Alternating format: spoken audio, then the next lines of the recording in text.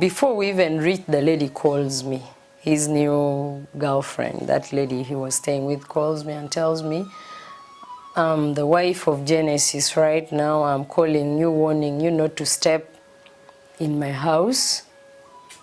I told her it's okay. I was shocked that she even had my number.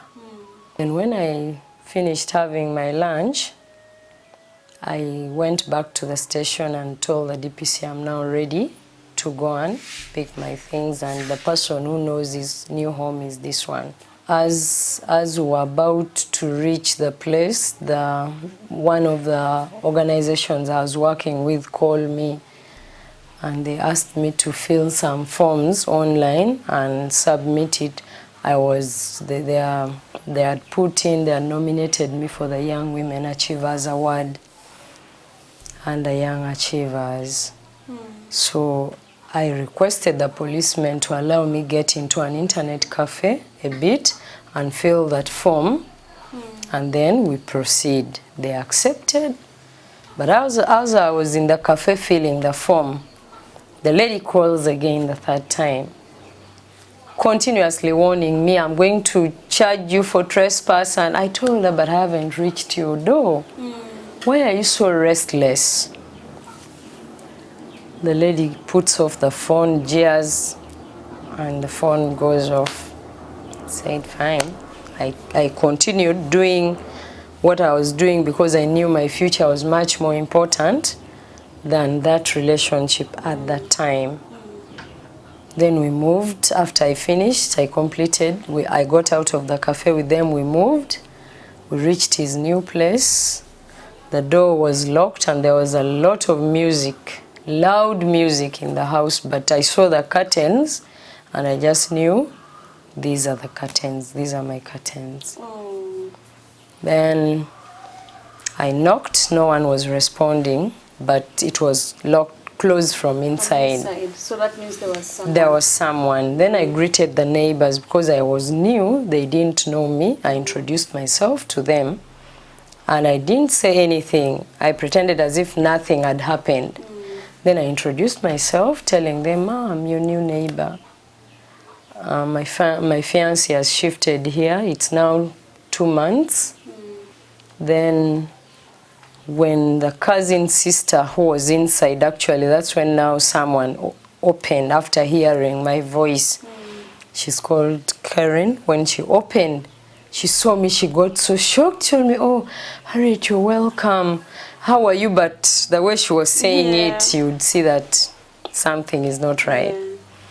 Then I got into the house.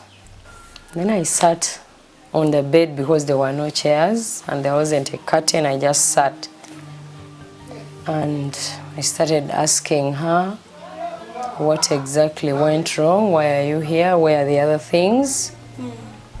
She told me Genesis knows where he took them.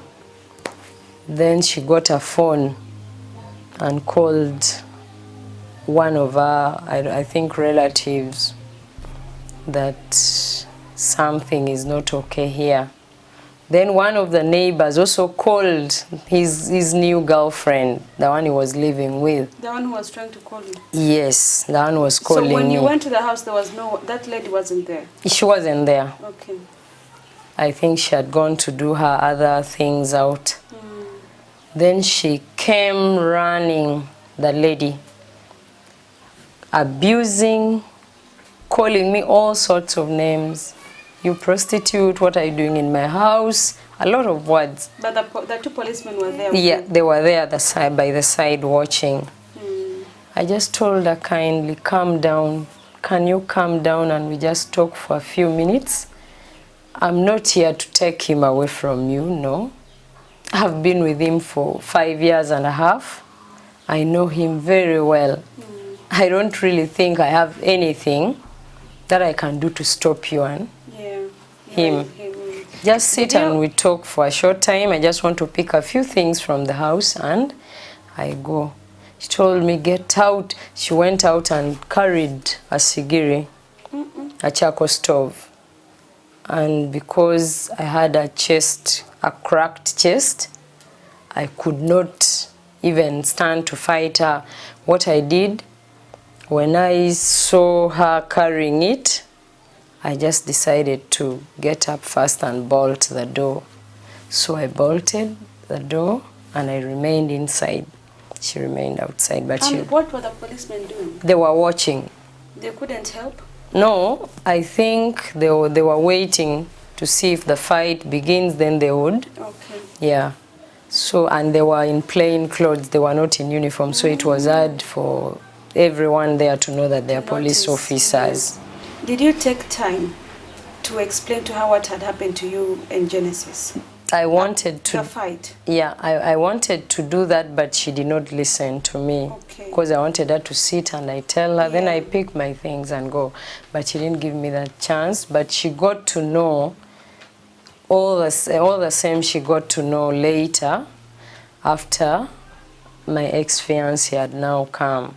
Because the cousin later called him and told him, come and sort out your mess. And he told, I was hearing, the phone was on handset. I was hearing him telling the sister that don't allow Harriet to get into that house. Please don't. Don't allow. Then You're already inside. I was already inside. Then the cousin said, but when you and Harriet started this relationship, I was in my P7 vacation. Harriet has been good to me. How do you expect me to stop Harriet from entering your house? I cannot. Better come and sort out your messes. Then he had to run very fast. Within 3 minutes he had reached. And yet at the police, before we went, they asked him, is it true you have another woman you're living with? He denied. He said no. He said no several times. Even one of his cousin brothers, who is an LC3 of one of the sub-counties there, came at the station and told him, please, if you have a woman and you feel you still love her, let us know so that we can help you sort out these things. He denied. But when now things reached that level, he came, and when he reached, the LC of the place had also just arrived, and the LC was telling me to please open the door. Then I told him, sir, I'm sorry, I will only open this door when Genesis comes here, because he's the person living in that house, is the owner of this place. I cannot open because I don't know you. This is a new neighborhood. You might do something wrong to me, yes, because I'm not sure whether you're really the LC of this place. What if you're related to this lady and you see how she's reacting, she wants to fight me? The LC said, it's okay, let's wait for him. He came. When he came, he knocked, told me, Harriet, open the door. I said, okay. Finally, you're here. I opened the door and I remained standing. Then he asked me, that Harriet, why did you have to come here? Then I answered him. I said, but I thought at police you told them it was okay for me to come, but not to pick the things. Then again, how come you're telling me, you're asking me why I had to come? I thought you told me to come, but not to take anything, yes, from the house. Then I went ahead and asked him, why did you have to give my number to your new girlfriend to call me and threaten me? Then he asked me, did she call you? He slapped the lady twice. I got annoyed. I felt so bad because I knew he was the one playing us. Yes. And then he beats this innocent young woman who didn't even know that I existed.